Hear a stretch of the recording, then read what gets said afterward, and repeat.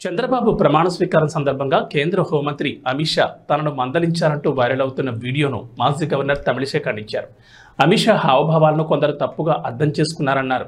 ఆయనకు తనకు భవిష్యత్ కార్యాచరణపై సూచనలు మాత్రమే చేశారని తమిళిసై వివరణ ఇచ్చారు. 2024 ఎన్నికల తర్వాత తాను తొలిసారిగా హోంమంత్రి అమిత్ షాను కలిశారన్నారు. ఈ సందర్భంగా ఆయన తనను పిలిచి ఎన్నికల అనంతరం తీసుకోవాల్సిన చర్యలు, ఎన్నికల్లో తాను ఎదుర్కొన్న సవాళ్ల గురించి అడిగారన్నారు. తాను మరింత విపులంగా చెప్పేందుకు ప్రయత్నించారన్నారు. అయితే ఆయన సమయాభావం కారణంగా క్షేత్రస్థాయిలో మరింత విస్తృతంగా పనిచేయాలని మాత్రమే చెప్పారన్నారు. ఈ ఘటన చుట్టూ నెలకొన్న ఊహాగానాలకు ముగింపు పలికేందుకే ఈ వివరణని ఆమె ఎక్స్లో ఓ పోస్ట్ పెట్టారు.